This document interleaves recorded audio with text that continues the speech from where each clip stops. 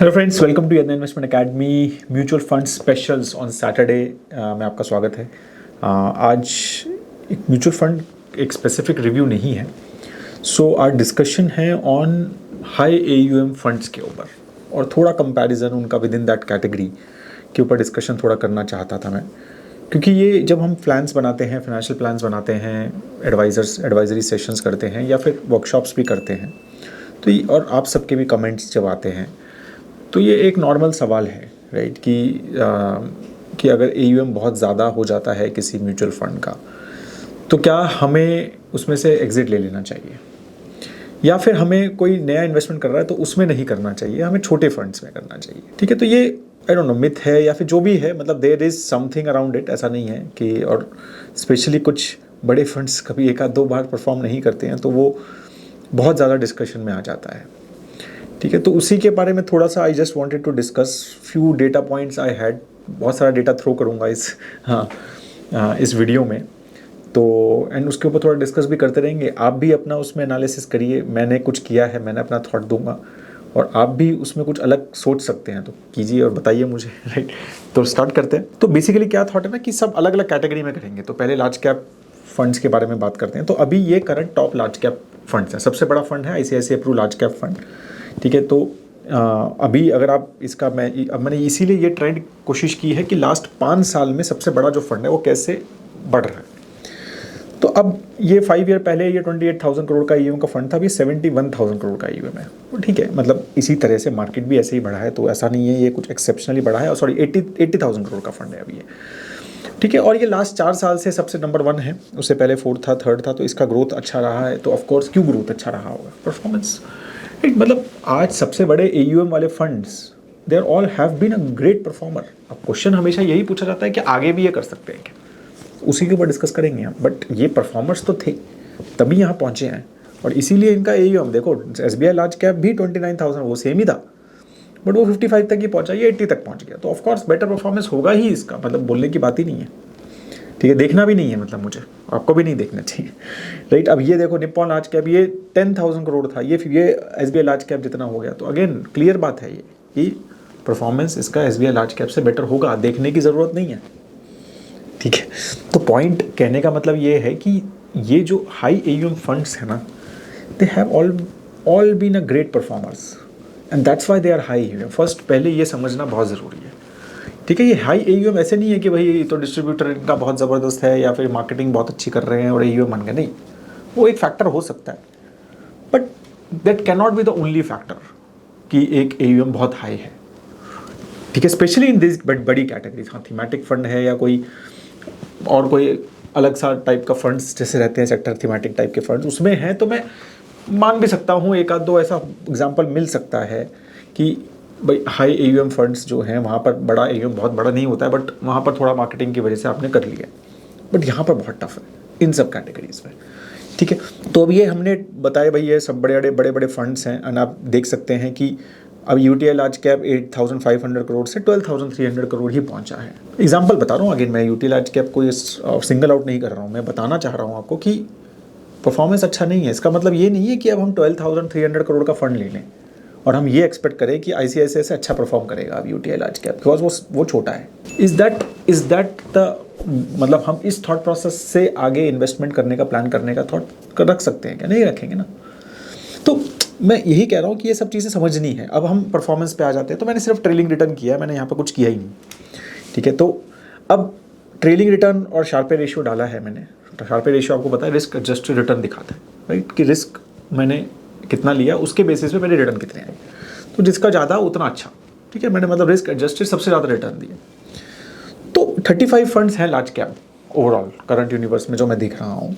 Almost 50 mutual fund houses हैं, उसमें से इसका 4th रैंक है अभी भी लास्ट 3 ईयर लार्ज कैप्स का। ये 3 साल का शार्पे रेशियो का कैलकुलेशन है, उसमें भी ये 4th ही है।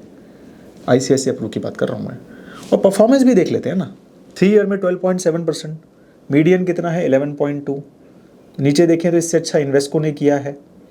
ठीक है, और किसने किया है, और बंधन लार्ज कैप ने किया है। अब यही चीज़ 5 ईयर में आप चले जाओ 12.55, इससे अच्छा किसने किया, निप्पॉन, वो नंबर 2 है। उससे अच्छा किसी ने किया है, नहीं किया।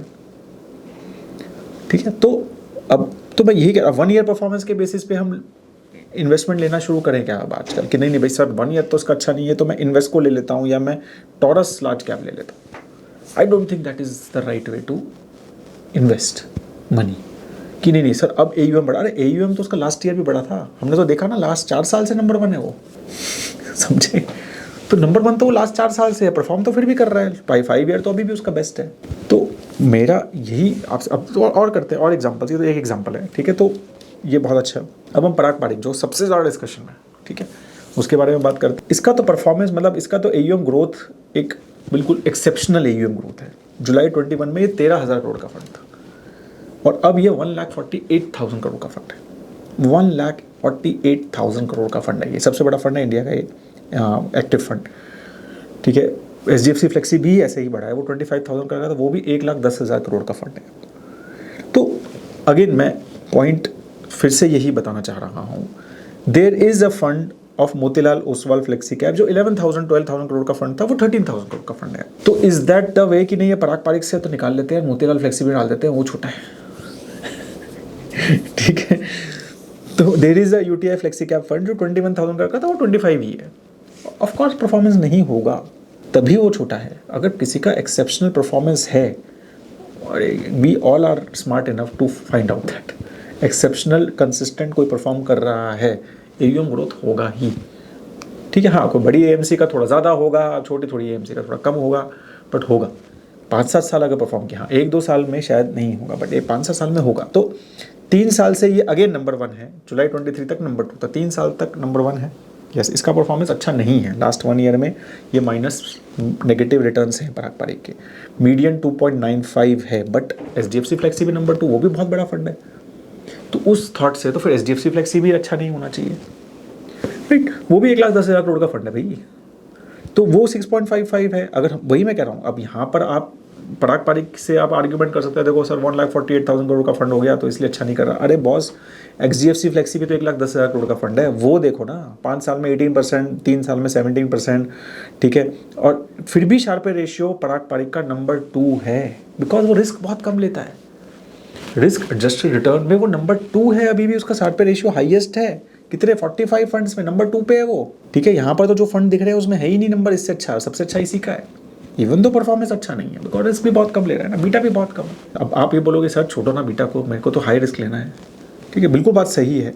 तो मैं एग्जाम्पल में यही बता रहा हूँ। तो लेट्स सी फिर HDFC फ्लेक्सी छोटा फंड है क्या वो, उसका परफॉर्मेंस देख लो आप, ठीक है। तो अगर हम 5 ईयर परफॉर्मेंस देखें तो कोई आसपास भी नहीं है HDFC फ्लेक्सी के, तो ठीक है। 3 ईयर परफॉर्मेंस भी देखें तो मेरे ख्याल से सिर्फ bank of India flexi cap fund है जो उससे बेटर दिख रहा है मुझे यहाँ पर, और HSBC है डिसेंट, राइट। बाकी तो कोई भी नहीं है आसपास, तो वहाँ पर भी उसका रैंक बहुत अच्छा है, ठीक है। लास्ट 1 ईयर में भी, अगर 1 year is not a great criteria, तो ठीक है वहाँ पर है 3-4 funds, but again that doesn't mean कि अब मैं इनमें लेना शुरू कर दूँ क्योंकि ये 1 ईयर में इनका परफॉर्मेंस अच्छा है। दैट इज़ माई पॉइंट, ठीक है। तो किसी का परफॉर्मेंस अच्छा है तो मैं उस फंड को लेना शुरू नहीं कर सकता। नेक्स्ट और करते हैं, तो multi cap fund, Nippon multi cap की बात करते हैं। निप्पॉन मल्टी कैप कैटेगरी ही 2022 में आई थी। निप्पॉन उससे पहले मल्टी कैप फंड नहीं था, दूसरा फंड था। तो मेरे को लगता है 5 साल से देखें तो वो हमेशा नंबर 1 रहा है, बिकॉज वो फंड चेंज किया था उन्होंने, उसका टाइप चेंज किया था, ठीक है। तो मेरे ख्याल से AUM is not a great criteria, but still we can see अब काफ़ी सारे फंड्स तो लॉन्च ही लेट हुए हैं, राइट। 3-4 साल में ही 2022 में 23 में लॉन्च हुए हैं, तो 3 to 5 ईयर का ही यहाँ पर परफॉर्मेंस देखना चाहिए, बहुत ज़्यादा देखना भी नहीं चाहिए, ठीक है। तो अब यहाँ पर अगर हम देखें तो कोटक मल्टी कैप, अगर देखो आप, ये नया फंड लॉन्च हुआ 4,000 करोड़ का, 29,000 करोड़ का फंड है, तो परफॉर्मेंस अच्छा ही होगा। मैं वही कह रहा हूँ, देखने की ज़रूरत ही नहीं है। HDFC मल्टी कैप भी 22,000 करोड़ का हो गया है, ठीक है। तो इनका परफॉर्मेंस अच्छा ही है। निप्पॉन मल्टी कैप 55,000 करोड़ का फंड है, तो परफॉर्मेंस अच्छा ही होगा। तो अब हम बात करते हैं, यहाँ मैंने शार्पर रेशियो में रैंक नहीं देखा क्योंकि बहुत कम फंड्स, नए फंड, बहुत सारे NFOs भी आए हैं लास्ट 2-3 साल में, तो ढंग से डेटा आ नहीं रहा था, राइट। बट स्टिल 32 फंड्स हो गए हैं अब, राइट। और इसमें से 13 जो फंड ऐसे जो 3 साल पुराने ही हैं, मतलब बस, बाकी सारे फंड नहीं हैं, ठीक है। तो इसलिए वो डेटा नंबर सही नहीं आ रहा था, बट स्टिल आप अगर परफॉर्मेंस देखो तो लास्ट 1 ईयर में it has not perform well. Yes, last 3 years also अगर हम देखें तो it is near median, but 5 year जैसे ही चले जाते हैं तो परफॉर्मेंस इज़ द बेस्ट, ठीक है। तो एंड उसके चक्कर में क्या beta again as a said Sharpe ratio comparison, क्योंकि काफ़ी सारे नए नए हैं तो Sharpe ratio comparison is not, but है वो भी एवरेज के आसपास शार्पे रेशियो ये दे रहा है। तो क्या ये परफॉर्मेंस, क्या ये हमारा इसकी reason is because of the कि भाई AUM बहुत हाई है इसलिए इसका परफॉर्मेंस नहीं है? तो नहीं। 55,000 करोड़ का AUM, अब हाँ AUM high means what? 50,000 crore का AUM हाई बोला जाएगा, अब ये 30,000 का या 70, 75, 1 लाख 80, क्या आप बोलते हो कि हाई AUM फंड है? ये तो 55,000 करोड़ का ही है, पराग पारी 1,48,000 करोड़ का फंड है, तो कौन सा हाई AUM है आपके हिसाब से? तो ये सारी चीज़ें भी हमें समझनी है when we have these things, कि जो काफ़ी सारे लोग बोलते हैं कि यार छोटे AUM में जाओ, आपको समझना है उसके पीछे के रीजंस क्या है उनके।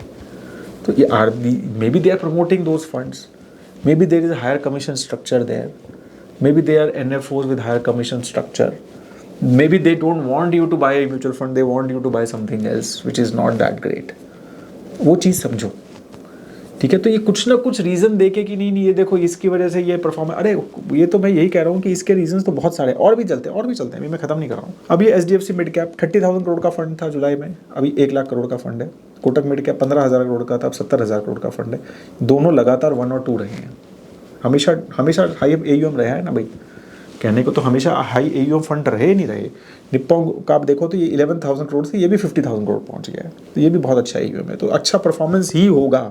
अगेन सेम लॉजिक, अच्छा परफॉर्मेंस ही होगा तभी इतना ज़्यादा AUM हाई हुआ है। चलो आगे देखते हैं, परफॉर्मेंस देख लेते हैं। तो HDFC mid cap last 1 year 12.19, ठीक है, मीडियन के आसपास। Mid cap Kotak mid cap median के कम है। यही चीज़ 3 ईयर में चले जाते हैं, दोनों मीडियन से बेटर हैं। 5 ईयर में चले जाते हैं, दोनों मीडियन से बेटर हैं, और HDFC मिड कैप तो मच बेटर है। तो 5 ईयर से भी नंबर 1 है वो, तो 4-5 साल से ही नंबर 1 है, तो हाईएस्ट AUM है, तो 5 साल में तो अच्छा ही किया perform.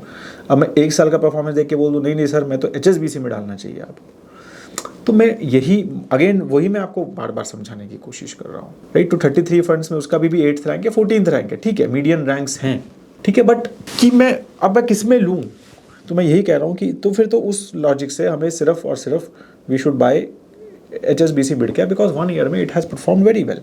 I am not against HSBC mid cap. My point is कि अगर ये consistently HSBC mid cap it keeps on doing this for next 3-4 years, वो भी एक हाई AUM फ्रेंड हो जाएगा, तो उसको भी निकाल लोगे, फिर आप दूसरा ढूंढोगे नीचे वाला, ठीक है। तो हाई AUM की डेफिनेशन भी हमें समझनी है, और उसमें ये सारी चीज़ें अगेन फिर अब स्मॉल कैप भी देख लेते हैं। तो वही सबसे बड़ा, तो 6 साल से वही है, निप्पॉन स्मॉल कैप 16,000 करोड़ का था जब भी नंबर 1 था, अब 878,000 करोड़ का AUM है, अभी भी नंबर 1 है, और इसमें रिस्ट्रिक्ट किया हुआ है।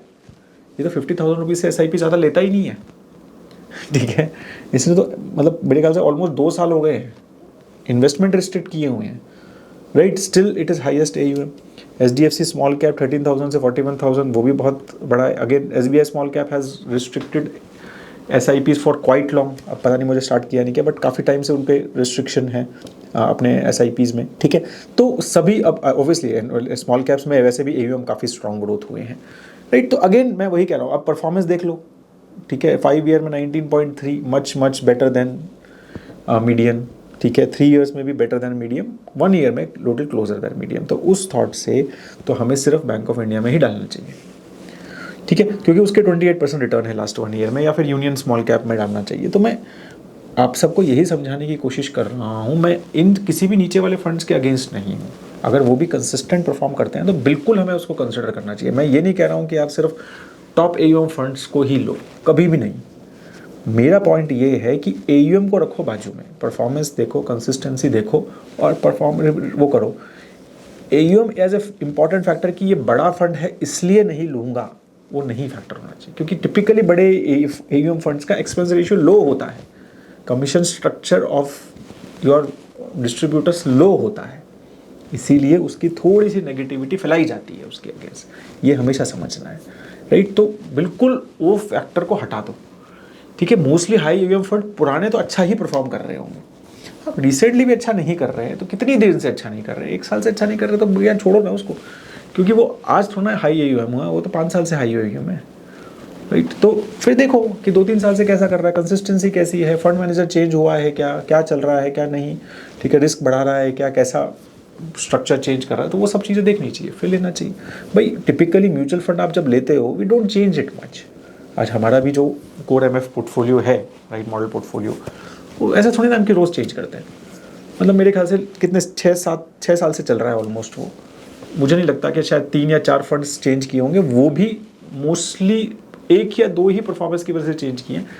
बाकी तो सिर्फ ये है कि भाई न्यू एयूएम न्यू एसआईपी नहीं कर सकते, ये नहीं कर सकते, वो नहीं कर सकते। एसबीआई स्मॉल कैप था शायद पहले, तो वो एसआईपी नहीं कर सकते थे, वो हटाया। ऐसी तरह से फिर निप्पॉन स्मॉल कैप रखा, तो उसमें भी फिर एसआईपी का रिस्ट्रिक्शन आ गया, तो वो भी हटा दिया। तो इस तरह की चीज़ें ज़्यादा चेंजेस हुए हैं rather than actual changes, right. तो ये सब चीज़ें हम समझनी है, and that is how we should select and go for the right funds, ठीक है, रादर देन गोइंग फॉर कि नहीं ये बड़ा हो गया है, इसको नहीं लेना है। तो this is not the right way to select a fund, ठीक है। That is all guys. If you still have any question comment section पे ज़रूर लिखिए। आपका कोई अलग व्यू है, ठीक है, और आपके पास कुछ और डेटा भी है, तो प्लीज़ आप मेरे को ईमेल भी कर सकते हैं gaurav@investinddia.in के ऊपर, नहीं तो कमेंट सेक्शन पे भी डाल सकते हैं। I would be definitely love to engage on this debate, या फिर इस टॉपिक पे मुझे बड़ा अच्छा लगता है ये डिस्कस करना एंड सीखने को भी। अगर आपके पास कुछ अच्छा है तो I would love to hear it about it as well. Have a great time है दोस्तों, और अगर हमारे मॉडल पोर्टफोलियोज अभी तक नहीं देखे हैं तो ज़रूर invest in check it. Have a great time. जय हिंद।